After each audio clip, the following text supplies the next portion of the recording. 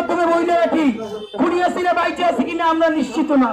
নইলে আজকেও তার ভিডিও কলে দেখার কথা, তার যে চরিত্র সে আজকেও এসে বলার কথা, ওরে ধর ওরে মার ওরে স্যার, কিন্তু সে বলতেছে না। যদি সে দিল্লিতে মরে বাংলাদেশের জমিনে তার কোনো কবর হতে দেওয়া হবে না। বাংলাদেশে আসতে তাকে জীবিত অবস্থায় আসতে হবে, আদালতে আত্মসমর্পণ করতে হবে, বিচারের মুখোমুখি তাকে তাড়াতে পারতে হবে। আর যদি না আসে তাহলে দিল্লিতে যদি তার কবর হয়, কবর তো হবে না, দিল্লিতে মরে গেলে দিল্লির শ্মশানে তার ছাই উড়াই দিতে হবে। বাংলাদেশের আজাদির জমিনে কোনো লেনদেন জায়গা হবে না। বন্ধুরা আমার, আপনাদেরকে নাগরিক পর্যায় থেকে অনুরোধ জানাই, আজকে থেকে আমাদের একটাই দাবি হবে, অতি দ্রুত এবার রায় কার্যকর করতে হবে। রায় কার্যকর না হওয়া পর্যন্ত আমরা যদি মনে করি আমরা এবার বাড়িতে ফিরে যাব, এটা আমাদের জন্য কিন্তু বড় বিপর্যয়ের কারণ হতে পারে। কারণ সর্বশেষ 1 মিনিট করে শেষ করি বন্ধুরা, ওহুদের যুদ্ধের কথা আপনাদের মনে আছে। ওহুদের যুদ্ধে মুসলমানরা বিজয়ী হয়ে গিয়েছিলেন। সামান্য ভুলে আল্লাহর রাসূল 70 জনকে এক জায়গায় পাহারা দিতে বলেছেন।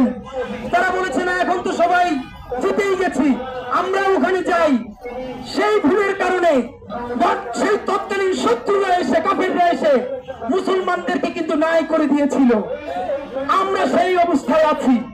আমরা যুদ্ধের প্রথম দাবি জিতেছি, চূড়ান্ত দাবি জিতি নাই। সাপ মেরে সাপের লেজ বাঁচিয়ে রাখা যাবে না।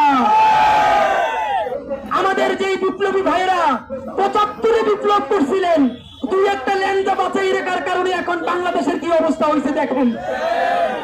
এইবার রায় দিয়ে ঘুমিয়ে গেলে হবে না। বাংলাদেশের আদালতকে বলি, ব্যুরোক্রেসির সবাইরে বলি, রায় যেহেতু হয়ে গেছে, হাসিনা আসলেও আর মাপ চাইয়ে কিন্তু পার পাবেন না, কারণ রায় আপনারা দিয়ে ফেলছেন। সুতরাং যদি বাঁচতে চান তাইলে ওই রায়কে কার্যকর করে বাঁচতে হবে। অতি দ্রুত কোন হত্যাকারী আওয়ামী লীগকে সাংবিধানিক ভাবে রাজনৈতিক দল হিসেবে নিষিদ্ধ ঘোষণা করতে হবে।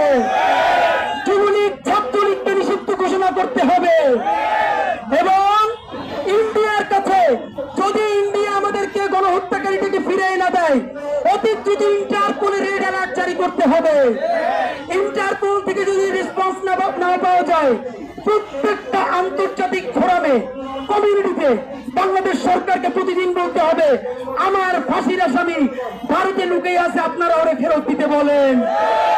সর্বশেষ যদি না করে, আমরা যারা আইনজীবী আছে তাদেরকে অনুরোধ করব, আমরাও আপনাদের সাথে বসবো। দিল্লির বিরুদ্ধে প্রয়োজনে আন্তর্জাতিক অপরাধ আদালতে মামলা করতে হবে। হয়তো তারা আমাদেরকে এই ফাঁসির আসামিকে জীবিত ফেরত দিবে, অথবা তারা যে তার ওখানে লাশ পোড়াই দিছে তার ভিডিও প্রকাশ করতে হবে। রায় কার্যকর না হওয়া পর্যন্ত বিপ্লব চলবে। বাংলাদেশ জিন্দাবাদ, ইনকিলাব জিন্দাবাদ।